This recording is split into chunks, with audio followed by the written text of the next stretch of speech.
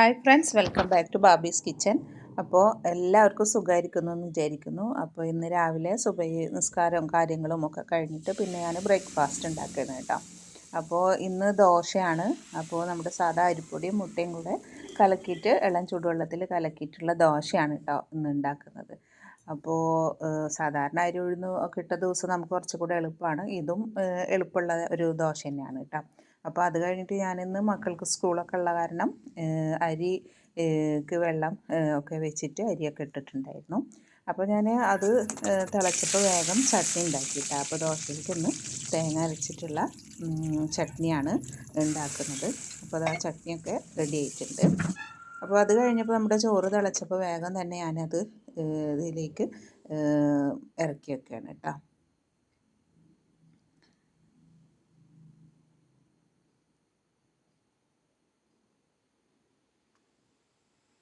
അപ്പോൾ ചോറൊക്കെ ഇറക്കി വെച്ച് കഴിഞ്ഞപ്പോഴാണ് ഫോൺ വന്നത്. പിന്നെ ഇന്ന് പണിക്കാരുണ്ടാവുന്നു. അപ്പോൾ പിന്നെ നമ്മൾ കുറച്ചുകൂടെ ചോറ് കൂടുതൽ ചോറ് വേണം, പണിക്കാരുള്ള കൂടെ ദിവസമാണല്ലോ. അപ്പോൾ ഞാൻ വേഗം അടുപ്പത്ത് തന്നെ അരിക്ക് വേണ്ടിയിട്ട് വെക്കുകയും ചെയ്തു കേട്ടോ. അപ്പോൾ അത് കഴിഞ്ഞിട്ട് ഞാൻ തലേ ദിവസം കുറച്ച് പച്ചക്കറിയൊക്കെ വാങ്ങിയിട്ടുണ്ടായിരുന്നു.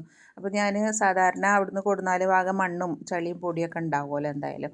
അപ്പോൾ ഞാൻ കൊടുന്നാൽ പിന്നെ വൈകുന്നേരം വാങ്ങിക്കണമെന്ന് വെച്ചെങ്കിൽ പിന്നെ അത് അങ്ങനെ വെച്ചിട്ടുണ്ടായിരുന്നു. അപ്പോൾ ഞാൻ പിറ്റേ ദിവസം രാവിലെ അതൊക്കെ ഒന്ന് വെള്ളത്തിലിട്ടിട്ട് നന്നായിട്ട് കഴുകിയിട്ട് വെള്ളം വാർന്നതിന് ശേഷം പിന്നെ ഓരോന്നായിട്ട് റെഡിയാക്കിയിട്ട് അങ്ങനെ ഫ്രിഡ്ജിൽ വെക്കണം. വെള്ളം വറ്റിയതിന് ശേഷമാണ് കേട്ടോ പിന്നെ വെക്കുക. അപ്പോൾ നമുക്ക് വെക്കുമ്പോൾ ഒരു തൃപ്തിയാണ്. മറ്റേതാകുമ്പോൾ അങ്ങനെ ആകെ ചളിയും ഒക്കെ ആയിട്ട് നമുക്ക് കുറച്ചൊരു ബുദ്ധിമുട്ടാണ്. അപ്പോൾ ഞാൻ ഫുള്ള് അങ്ങനെ കഴുകി വെച്ചിട്ട് പിന്നെ നമ്മൾ പണിയൊക്കെ കഴിഞ്ഞ് വരുമ്പോഴേക്കും വെള്ളമൊക്കെ വാർന്നിട്ടുണ്ടാവും. അപ്പോൾ അങ്ങനെ അത് പിന്നെ ഫ്രിഡ്ജിലേക്ക് എടുത്ത് വെക്കുകയാണ് ചെയ്യാറ്. അപ്പോൾ പച്ചക്കറിയൊക്കെ വെള്ളം വാരാനായിട്ട് വെച്ചിട്ടുണ്ടായിരുന്നു കേട്ടോ. അപ്പോൾ അത് കഴിഞ്ഞിട്ട് ഇന്ന് പിന്നെ പണിക്കാരുള്ള കാരണം പിന്നെ കറിയൊക്കെ വെക്കണം. അപ്പോൾ ഞാൻ അയില വാങ്ങിച്ചിട്ടുണ്ടായിരുന്നു. അപ്പോൾ അയില വേഗം തന്നെ ബ്രേക്ക്ഫാസ്റ്റൊക്കെ റെഡി ആയി കഴിഞ്ഞപ്പോൾ പിന്നെ വേഗം അയിലൊക്കെ നന്നാക്കി എടുത്തു. അപ്പോൾ അത് കഴിഞ്ഞിട്ട് ഞാൻ തേങ്ങ അരച്ചിട്ട് അയിലക്കറി വെക്കുകയാണ് കേട്ടോ.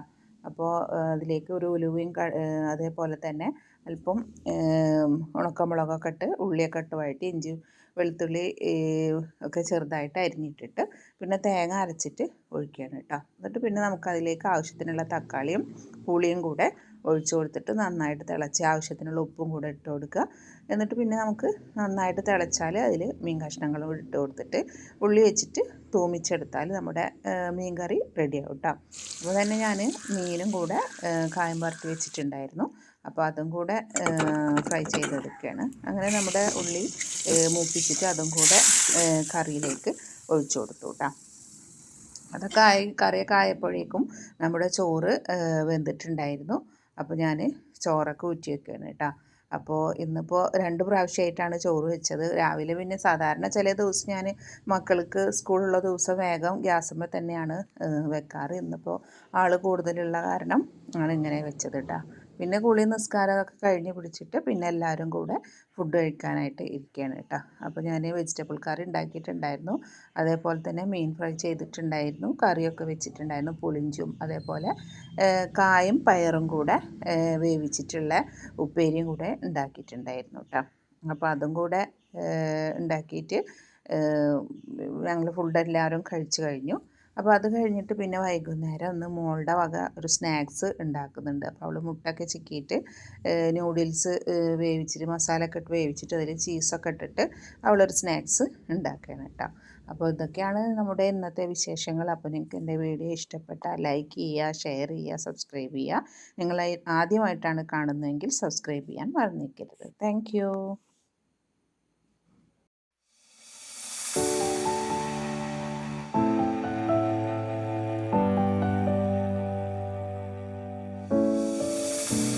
I've come so far away from home.